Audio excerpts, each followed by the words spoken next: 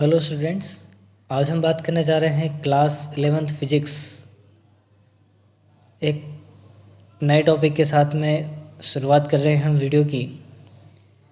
Angle of friction. Angle of friction क्या है? Topic से ही समझ में आ रहा है कि किसी एंगल के बारे में हम यहाँ पे पढ़ेंगे। देखते हैं कि एंगल ऑफ फ्रिक्शन क्या होता है। तो एक सिंपल सी डेफिनेशन है यहाँ पे, the angle sustained by the resultant of the normal reaction and force. Resultant of the normal reaction and force of limiting friction with the normal reaction is called the angle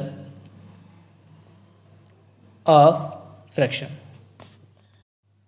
It is denoted by lambda.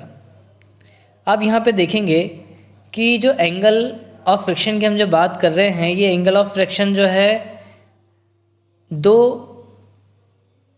Resultant से बना हुआ है।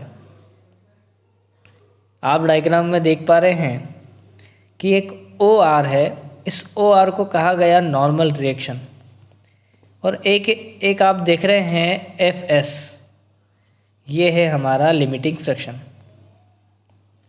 है ना। अभी हम इसे और आगे समझेंगे तो इन दोनों का जो रिजल्टेंट है वो होगा ओ सी।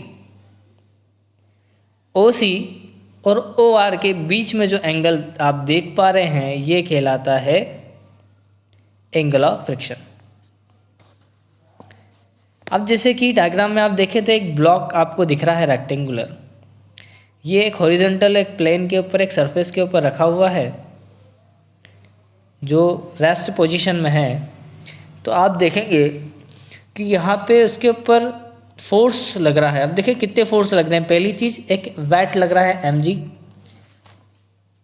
ब्लॉक वेट जो है उस ब्लॉक का, जो रेक्टेंगल ब्लॉक है उसका वेट है mg, वो डाउनवर्ड मतलब नीचे की तरफ लग रहा है, एक फोर्स। दूसरा फोर्स नॉर्मल रिएक्शन r है जो वर्टिकली अपवर्ड डायरेक्शन में है। नॉर्मल रिएक्शन है जो ऊपर की तरफ लग रहा है, मतलब कि ये फ्लोर लगा रहा है ना।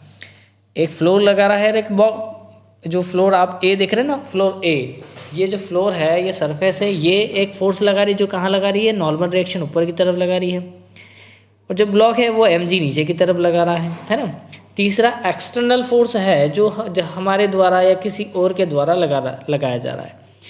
एक्सटर्नल फोर्स F है जो किधर की तरफ लग रहा है, राइट साइड लग रहा है। अब देखें फोर्थ फोर्स की बात करें तो एक लिमिटिंग फ्रिक्शन है S, जो उसको आगे बढ़ने से रोक रहा है।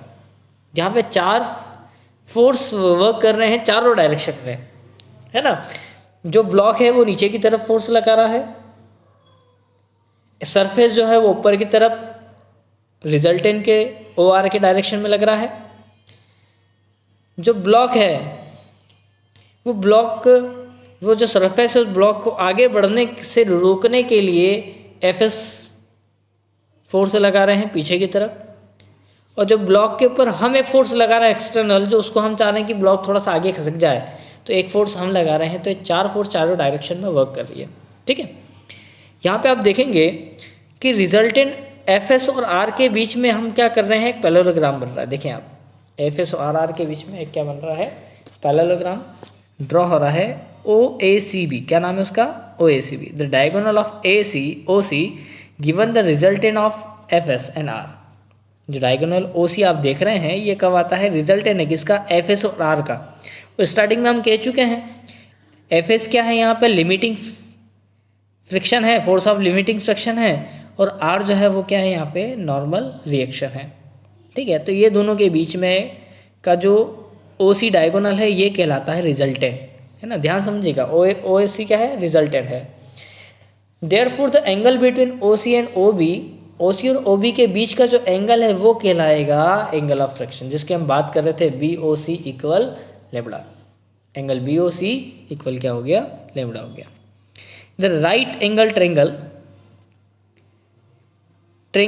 ओ बी सी की यदि हम बात करें तो टेन लेमड़ा इक्वल क्या होता है, परपेंडिकुलर अपॉन बेस। तो परपेंडिकुलर कौन होगा हमारा, BC कौन होगा हमारा, BC है। और बेस कौन होगा हमारा, OB। बेस कौन है यहाँ पे अभी हमारा, OB है ना। जहाँ पे एंगल बनता है वो बेस होता है ना। तो एंगल कहाँ बन रहा है, ओ वाले पॉइंट पे बन रहा है, तो मतलब OB जो है, OB पे एंगल बन रहा है। आप देखें तो लेमड़ा जो एंगल है वो कहाँ बन रहा है, OB पे। तो OB क्या हो गया आपका, बेस हो गया। अब BC और OA इक्वल है, क्योंकि पैरेललोग्राम का हम बोल चुके हैं पहले से कि OACB जो है वो कैसा है, पैरेललोग्राम है ना। अब हम बात कर रहे हैं आगे की कि OA कौन है, FS है। OA कौन है, FS है। और OB कौन है, R है। तो 10 लेमड़ा इक्वल क्या हो गया, FS अपॉन R हो गया। क्या हो गया, FS अपॉन R हो गया।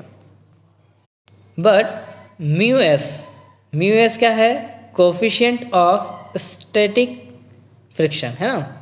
म्यू एस एक कोफिशिएंट है जो क्या होता है, FS अपॉन R होता है। क्या होता है, FS अपॉन R।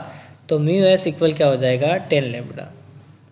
तो क्या लिखा, thus the coefficient of static friction is equal to the tangent of, tangent मतलब 10 है ना, the tangent of angle of friction। किसके इक्वल होता है ये, coefficient of the static friction जो है वो किसके इक्वल हो गया है, tangent of angle of friction के इक्वल हो गया है। Thank you.